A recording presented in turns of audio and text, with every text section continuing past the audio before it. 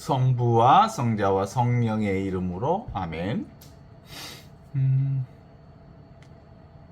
오늘 사막교부들의 영성 특집 64강이 있죠.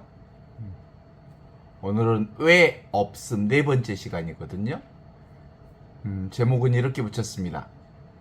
아무것도 가지지 않는 자가 모든 것을 가진다. Nothing equal everything. 아무것도 가지지 않는 자가 모든 것을 가진다. 이게 보자기거든요. 지금 제 손에 작은 보자기를 하나 준비하려고 했더니 아주 큰 보자기가 있어서 접어서 이렇게 보여드립니다. 이 보자기를 한번 풀어보겠습니다. 얼마나 크다고요? 엄청 커요. 이게 배를 싼 보자기예요. 이게 배를 싼 보자기.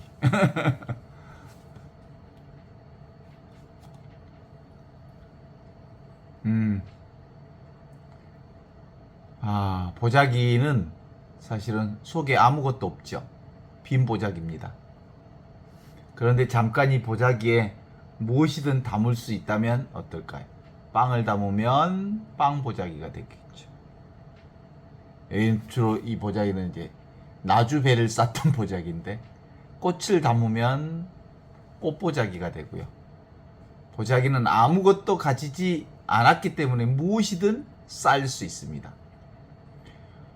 오늘 우리가 묵상하는 말씀 바로 이겁니다. 아무것도 가지지 않는 자가 모든 것을 가진다. 아무것도 가지지 않는 자가 모든 걸 가진다. 이 말씀을 들으면 어떤 분은 고개를 좀 갸우뚱하게 할지도 몰라요. 아무것도 없으면 무엇이든 가지고 있다. 그래서 보통 모름은 아무것도 알지 못함이라고 하는 건 사실은 열린 존재의 나를 드러내는 겁니다. 열린 존재의 내가 될 때 비로소 모든 것을 수용할 수 있는 존재가 된다. 이렇게 말할 수 있죠. 그렇지만 오늘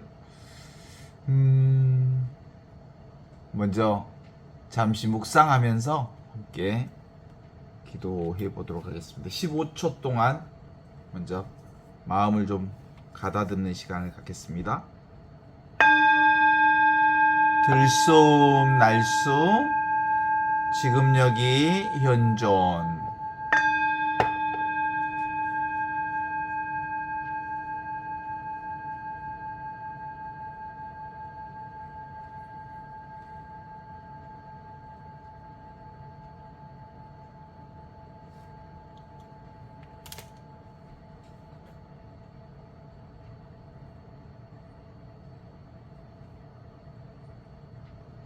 마음으로부터 기도하겠습니다. 지금 여기 이 순간에 계신 하느님, 저희는 원래부터 아무것도 가지지 않았습니다. 그런데도 불구하고 가지지 않으면 불안해합니다. 가진 것을 지키느라 하루를 보냅니다. 그런데 당신은 말씀하시죠. 다 가진 자가 오히려 빈자요. 빈자가 오히려 모든 것을 가진 자라고요. 오늘 저희가 아무것도 가지지 않는 그 자유를 함께 맛볼 수 있었으면 좋겠습니다. 모든 것을 당신께 맡기고 모든 것을 당신에게서 받게 하소서. 처음부터 끝까지 모든 것을 다 맡기고 모든 것을 받게 하소서. 우리 주 예수 그리스도를 통하여 비나이다. 네, 좋습니다. 지난 63강을 기억할지 모르겠어요. 우리는 모든 것을 놓는 자리가 바로 하느님 자리다. 이런 얘기를 가지고 함께 나누었죠. 손에 꽉 쥐고 있으면 일단 무겁습니다. 그 다음에 손을 쫙 펴면 가볍습니다. 놓으면 그동안 우리는 놓으면 잃을까 두려워서 놓지 못했지만 사실은 하느님께 자리를 내어드리는 일로서 이렇게 내려놓으면 하느님이 이 자리에 온전히 들어오실 수 있음을 우리가 함께 공부한 거죠. 오늘은 그 놓음의 끝자락으로 들어가는 겁니다. 놓고 나니 뭐가 남는가? 놓고 나서 무엇이 보이는가? 그 자리에 도착하면 우리는 놀라운 광경이 펼쳐지죠. 아무것도 없는 nothing, nothing, nobody, nothing. 그 자리가 모든 것을 담고 있는 자리라는 것이죠. 이 빈 보자기가 무엇이든 다 담을 수 있는 것처럼요. 오늘 이 말씀을 평생 잊지 못하게 될 것입니다. 그럼 먼저 성경에 나오는 한 젊은이 얘기로부터 좀 시작해 보고 싶은데요. 다 잘 아는 얘기입니다, 사실은. 마르코복음 10장에 나오는 부자 청년 얘기죠. 모든 것을 가졌지만 슬퍼진 청년 이야기.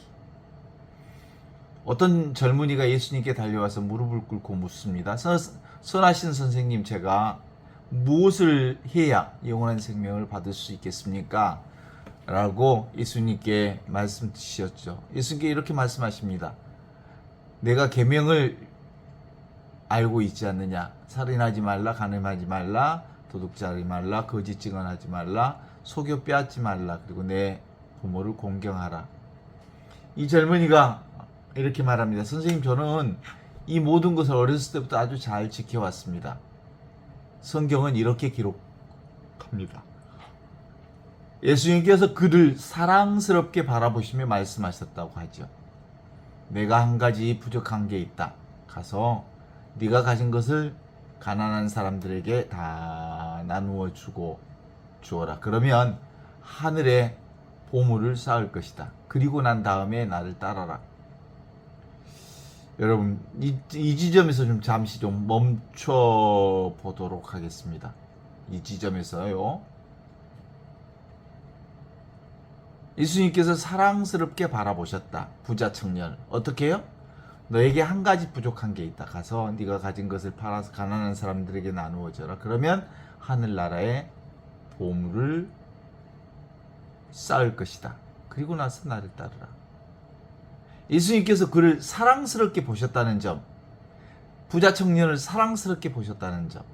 그런데 그 젊은이는 이 말씀을 듣고 어떻게 했습니까? 성경에는 이렇게 기록되어 있죠. 그는 그 말씀 때문에 얼굴이 찌푸려졌고 슬퍼졌고 그리하여 집으로 돌아갔다.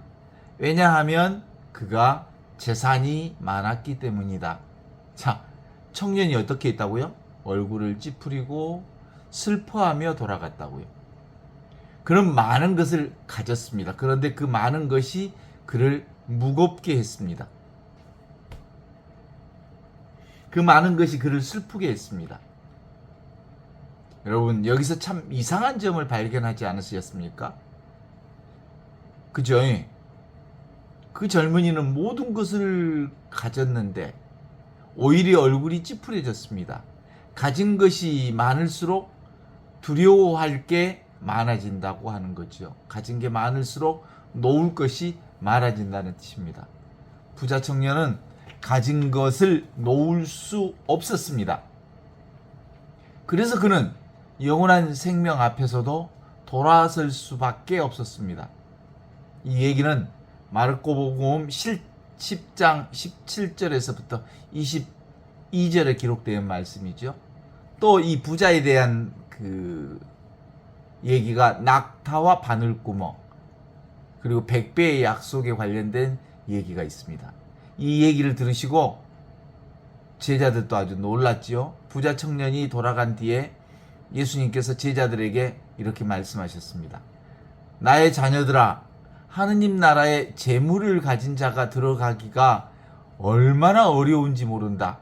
낙타가 바늘구멍을 통과하는 것이 재물을 많이 가진 사람이 하느님 나라 들어가는 것보다 훨씬 더 쉽다. 낙타가 바늘구멍 통과한다? 낙타가 바늘구멍을 통과한다? 불가능한 일이죠? 그러니까 부자가 하느님 나라 들어가는 것 불가능하다 이렇게 전제해버리는 겁니다. 예수님께서 가진 것에 붙잡힌 마음이 하느님 나라를 들어가기가 얼마나 어려운지 극단적인 말씀을 선언해버립니다. 무언가 쥐고 있으면, 잡고 있으면 하느님 나라 못 들어간다 그러는 겁니다. 제자들은 너무 놀라서 이렇게 묻습니다. 그러면 누가 구원받겠습니까? 예수님께서 이렇게 말하죠. 사람으로는 절대로 불가능하다. 사람으로서는 할 수 없다. 사람으로서는 가능하지 않다. 그러나 하느님께서 하실 수 있다. 하느님만이 하실 수 있다. 그때 베드로가 말하지요. 보십시오. 저희는 모든 것을 버리고 주님을 따랐습니다. 그러자 예수님께서 이렇게 말씀하셨다. 내가 진실로 진실로 너희에게 말한다. 나를 위하여 또 복음을 위하여 집이나 형제나 자매나 어머니나 아버지나 자녀나 토지를 버린 사람은 누구든지 현세 100배를 받고 내세에는 영원한 생명을 받을 것이다. 100배를 버린 사람 100배 받는다. 여러분 이 약속을 오늘 우리의 언어로 우리의 지금의 언어로 바꾸어서 한번 얘기해 보겠습니다. 자, 걱정을 내려놓는 사람,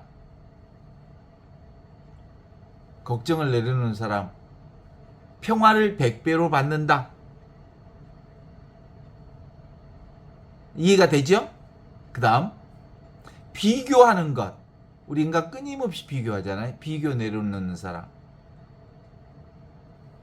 자유를 100배로 받는다. 이거예요. 자유. 자, 그 다음에 욕심을 내려놓는 사람. 감사를 100배로 받는다. 가진 것을 놓는 사람. 모든 것을 받는다. 이것이 오늘 우리와 함께 배우는 하느님 나라의 비밀입니다. 어떻습니까? 놀라운 일이지 않습니까? 성 안토니오는 이와 비슷한 거의 똑같은 얘기를 합니다. 성 안토니오 얘기를 한번 들어보도록 하겠습니다. 우리가 이렇게 아무것도 없는 것으로 nothing 다 내려놓는 것, 손을 딱 터는 것, 이것이 얼마나 중요한지를 함께 공부해 보겠습니다. 여러분, 그리고 이 말씀, 그러니까 내가 가진 것을 팔아 가난한 이들에게 주어라는 말씀을 그대로 실천한 사람이 있었습니다. 그분이 바로 사막 교부들의 아버지 성 안토니오였습니다. 안토니오는 4세기에 이집트에서 태어났습니다. 그의 집안은 아주 부유했습니다. 부모가 돌아가신 뒤에 그는 어린 누이와 함께 많은 재산을 물려받은 사람이었죠. 그에게 부자 청년이 가진 것과 같은 것들이 있었습니다. 땅도 있었고 재산도 있었고 그리고 온 집안의 생활. 그런데 그 어느 주일 교회에 간 안토니오는 복음 말씀을 듣게 됩니다. 바로 이 말씀이었습니다. 누가? 안토니오가 들은 말씀이지요. 내가 완전한 사람이 되려거든 가서 내 재산을 팔아 가난한 사람에게 주어라. 그러면 하늘의 보화를 쌓을 것이다. 부자 청년들이 들었던 이 말씀과 똑같은 말씀을 들었습니다. 그런데 안토니오는 그 말씀을 듣고 그 자리에서 결심했습니다. 그는 집으로 돌아가서 물려받은 재산을 가난한 사람들에게 나누어 주었습니다. 그리고 누이를 데리고 가서 그녀를 신실한 여인들이 사는 신앙 공동체에 맡겼습니다. 그리고 그는 에집트 사막으로 자기 자신을 온전히 가난한 사람들에게 내어 맡기고 떠난 것입니다. 같은 말씀. 그런데 이 두 사람의 대답은 정반대였습니다. 자, 부자 청년은 어땠어요?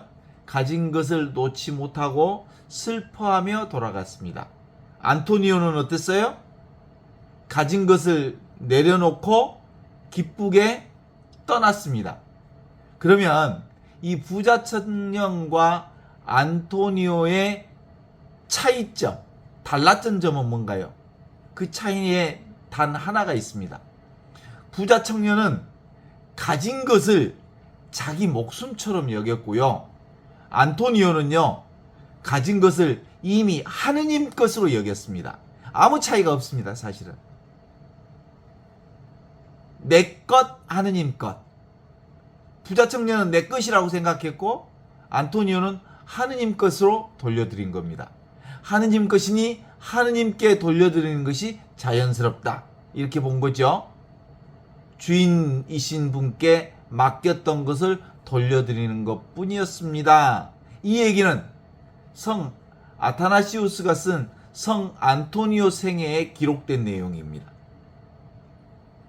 그리고 안토니오는 사막에서 어떻게 살았는지 아십니까? 하루에 한 번, 해가 진 뒤에는 빵과 소금으로 끼니를 때웠습니다. 수면도 짧게, 그리고 기도로 밤을 지냈습니다. 세상의 눈으로 보면 그는 아무것도 가지지 않는 사람이었습니다. 그런데도 놀랍도록 안토니오의 얼굴은 환하고 밝고, 그리고 찬미에 가득 찬 얼굴이었습니다. 그를 찾아온 사람들이 말했습니다. 안토니오 아빠스의 얼굴에는 항상 평화가 있었습니다. 가진 것이 하나도 없는데 얼굴에는 평화가 있었습니다. 그가 모든 것을 얻었기 때문입니다. 가난이 아니라 자유를 얻었기 때문입니다. 두려움이 없는 자유, 바랄 것도 잃을 것도 없는 자유. 여러분, 이것이 바로 아무것도 가지지 않는 자가 모든 것을 가진다는 말 뜻입니다. 가진 것이 없으니 잃을 것이 없습니다. 잃을 것이 없으니 두려움이 없습니다. 두려움이 없으니 마음에 평화가 찾아든 겁니다. 그리고 그 평화로운 마음에는 하느님의 현존으로 가득 차 있었습니다. 자, 마이스트 에카르트의 목소리를 한번 들어보겠습니다. 이제 중세 신비가 마이스트 에카르트는 13세기, 14세기에 걸쳐 살았던 도미니코 수사였죠. 그는 마음이 가난한 사람이라고 하는 유명한 설교를 남겼습니다. 지난 강에서 이 설교를 만났죠. 오늘 이 설교를 함께 들어보도록 하겠습니다. 에카르트는 이렇게 말합니다. 가난한 사람은 아무것도 갖고 싶어 하지 않는 사람이다. 아무것도 알려고 하지 않는 사람이다. 아무것도 가지려 하지 않는 사람이다. 그리고 그는 한 걸음 더 나가서 이렇게 말합니다. 가난한 사람은 하느님조차 소유하려 하지 않는 사람이다.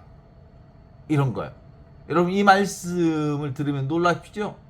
어제 제가 그 엔도 슈샤크의 사이언스라고 하는, 침묵이라고 하는 영화를 봤거든요. 거기에서 보면 사실은 십자가의 상, 그리고 예수님의 상을 밟고 지나가라고 하는 얘기를 하지요. 사실상 상을 소유하지 마라, 이런 얘기이기도 하고 그렇죠. 마이스터 에카르트의 아주 유명한 말이 하나 있어요. 자, 봐봐요. 들어봐요. 하느님을 위해서 하느님 버려라. 이거 여러분 귀에 들립니까? 다시, 하느님 위해서 하느님 버려라. 귀에 들립니까? 하느님 위해서 하느님 버리라고. 아직 귀에 잘 안 들리죠? 그냥 말로 들리죠? 하느님을 위해서 하느님을 버리라고.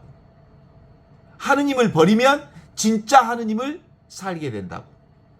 하느님을 위해서 하느님은 따로 있지 않다고. 어떤 것도 하느님이 아니라고. nothing이라고. 그래서 하느님은 아무것도 아니기 때문에 하느님을 위해서, 하느님을 내가 가진, 내가 생각하는 하느님, 내가 쥐고 있던 하느님, 내가 생각했던 하느님 딱 내려놔 버리면 전체가 하느님이라고. nothing 하면 everything이라고. 어떤 것도 하느님이 아니기 때문에 모든 것이 하느님이 되시는 이 체험이 우리 가운데 시작되는 거예요. 다시, 하느님을 위해서 하느님 버리라고. 아직도 이 말씀이 삶으로, 우리 신앙으로 잘 안 들어오죠. 앞에 하느님은 진짜 하느님이고요. 뒤에 하느님은 뭐예요? 벌이라는 하느님은 내가 생각하는 하느님, 내가 개념으로 설정한 하느님, 내가 알고 있는 하느님, 내가 쥐고 있는 하느님, 내가 잡고 있는 하느님 다 내려놔 버리면 모든 아니 계시는 곳이 없이 모든 곳에서, 모든 상황에서, 모든 조건에서, 모든 순간에서 하느님을 경험할 수 있다. 이 얘기하는 거예요. 아셨죠? 그래요. 아무것도 알려고 하지 않는 사람, 아무것도 가지려지 않는 사람, 그리고 그 한 걸음 더 나가서 가난한 사람은 하느님조차 소유하려 하지 않는 사람이다. 그래서 여러분 이 말씀을 들으면 놀랍니다. 하느님을 갖지 않으려고 에카르트 뭐라고 했다고요? 우리는 흔히 하느님을 내 것으로 만들고 싶어 합니다. 내 하느님, 우리 하느님, 내가 믿는 하느님. 그런데 하느님을 내 것으로 만들면 하느님 너무 작아집니다. 하느님을 내가 가질 수 있는 물건이 아니란께. 어메 정말 한장하겠네. 하느님은 내가 소유할 수 있는 분이 아니란께. 하느님은 내가 소유하는 분이 아니라 나를 소유하시는 분이란께. 어때? 감이 오시죠? 하느님은 내가 소유하는 분이 아니라 나를 소유하시는 분, 우주를 소유하시는 분, 모든 것을 소유하시는 분이시죠. 그래서 에카르트는 말합니다. 하느님을 소유하려는 마음조차 내려놓을 때 비로소 하느님께서 우리 안에 자유롭게 활동하십니다.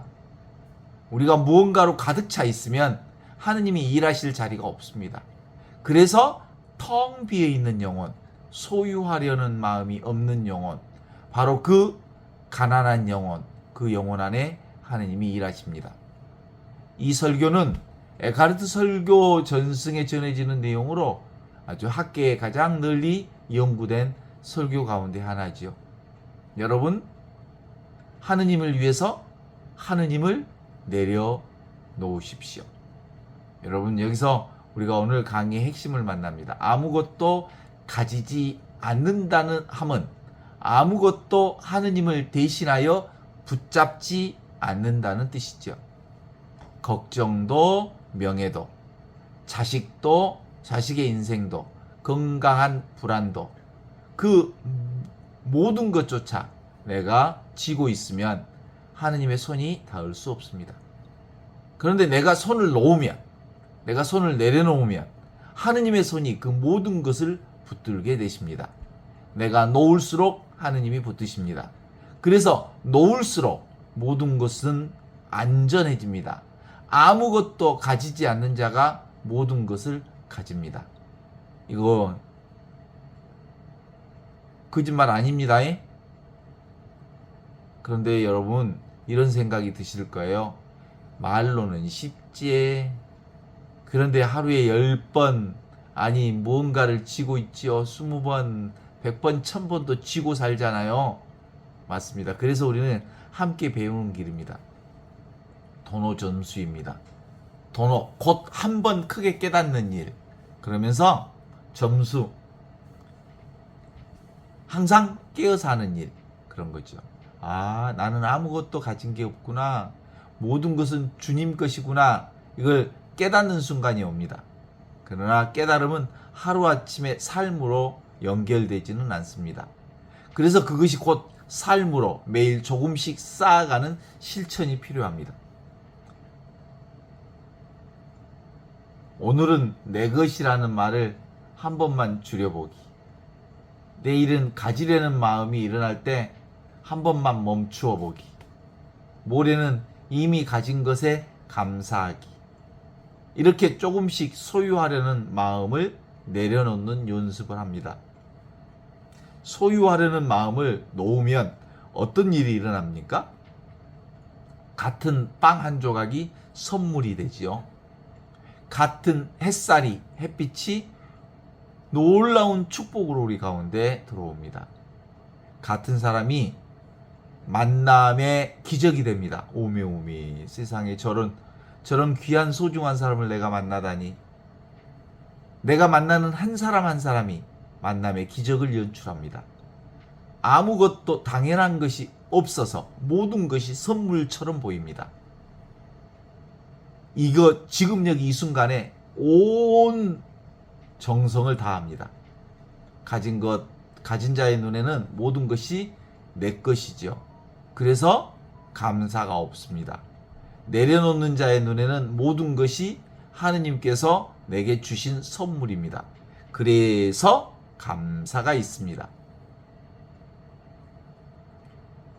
여러분, 감사가 넘치는 그 마음이 바로 모든 것을 가진 사람입니다. 여기서 우리는 아주 오래된 지혜를 한번 만나야 합니다. 이게 우리는 원래 아무것도 가진 자가 아닙니다. 욥기서 1장 21절에 이런 말씀이 있죠. 주님이 주셨다가 주님이 거두어 가셨습니다. 그러니 주님의 이름은 찬미 받으소서. 내가 어미의 모태에서 알몸으로 나왔듯이 알몸으로 다시 돌아가리이다. 모태에서 알몸으로 나왔습니다. 가지고 온 것 아무것도 없습니다. 빈손으로 왔습니다. 그리고 알몸으로 돌아갑니다. 가져갈 것 또한 아무것도 없습니다. 디모테오 첫째 편지 6장 7절에도 이렇게 나오죠. 우리는 아무것도 세상에 가지고 온 게 없습니다. 그러니 아무것도 가지고 떠날 수 없습니다. 여러분, 이 말씀 생각해 보십시오. 우리는 빈손으로 와서 빈손으로 갑니다. 공수래 공수고. 그런데 이 사이의 인생에서 우리는 이것저것을 내 것이라고 부르고 삽니다. 내 집, 내 차, 내 건강, 내 자식, 내 명예. 그러나 사실 그 모든 것이 잠시 맡은 것입니다. 오늘 있을지 내일 없을지 모르는 것. 그런데 우리는 맡은 것을 내 것인 양 꽉 쥐고 삽니다. 그래서 잃을까봐 두렵고 그래서 슬퍼집니다. 부자 청년이 그랬습니다. 그러나 깨어있는 사람은 다릅니다. 모든 것을 잠시 맡은 것으로 압니다. 맡은 것을 주인 되시는 분께 감사하며 누립니다.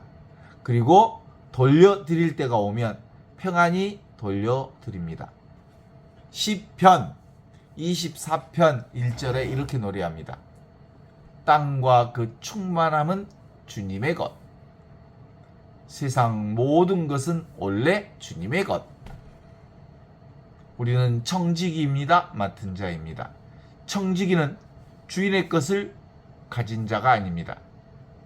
주인의 것을 잘 관리하고 누리는 나누는 자입니다. 그래서 청지기에게는 잃을 것이 하나도 없습니다.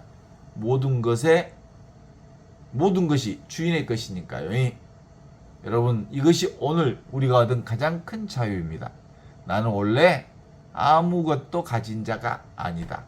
그러니 잃을 것도 없다. 모든 것은 주님 것이고 나는 잠시 맡아 누리는 자다. 이렇게 생각하는 순간 마음에서 무거운 짐이 내려갑니다. 자, 보자기를 한번 보시죠.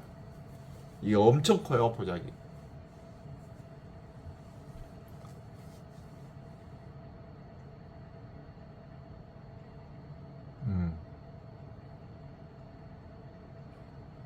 이 보자기를 제 무릎 위에 이렇게 펼쳐 놓겠습니다.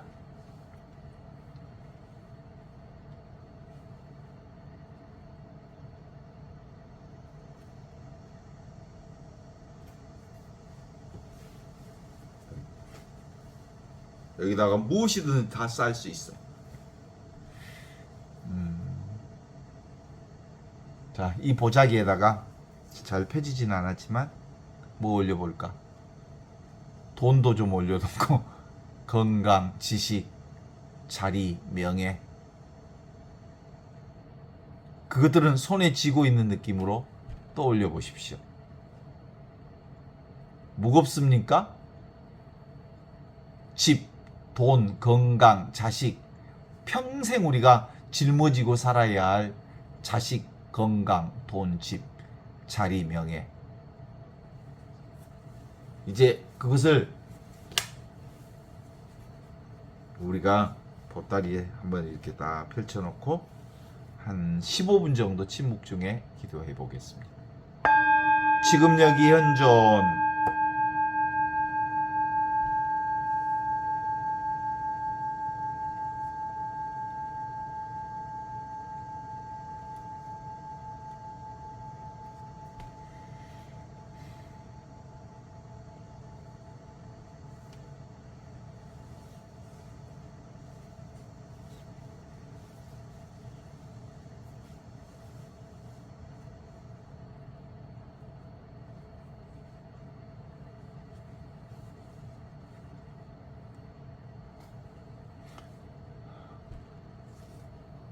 자, 이 보따리에 싼 집, 돈, 건강, 자식, 자리, 명예, 이 모든 것을 다 하느님 것이니 하느님께 바칩니다.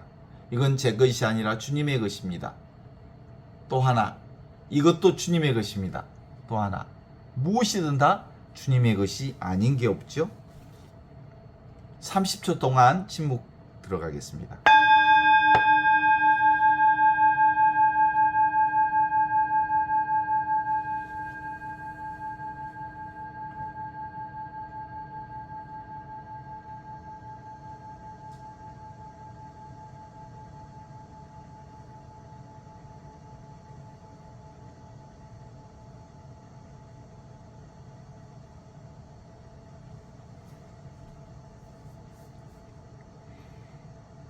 손이 가벼워졌습니다. 노운이 가벼워졌습니다. 그리고 노운 그 자리에 무엇이 들어옵니까? 평화가 들어옵니다. 고마움이 들어옵니다. 여러분, 그것이 바로 하느님의 현존입니다. 좋습니다. 천천히 눈물을 떠보시죠.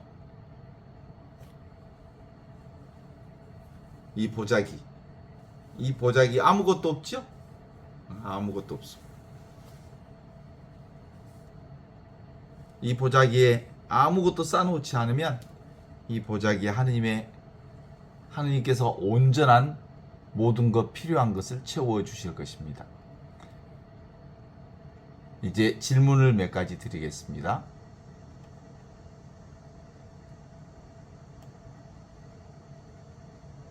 첫 번째 질문입니다. 아무것도 가지지 않으면 불안하지 않습니까? 여러분, 불안은 어디에서 옵니까? 불안은 가진 것을 잃을까봐 두려운 마음에서 옵니다. 그런데 모든 것이 하느님 거라면 잃을 것이 없습니다. 하느님 것은 결코 사라지지 않으니까요. 다만 우리가 잠시 그 자리에서 물러날 뿐입니다. 그러므로 놓은 사람이 오히려 더 안전합니다. 가진 사람은 잃을까봐 떱니다. 놓은 사람은 잃을 것이 없어 평안합니다. 둘째 질문입니다. 가족을 부양해야 하는데 어떻게 놓으라는 말입니까? 아닙니다. 책임은 그대로 둡니다.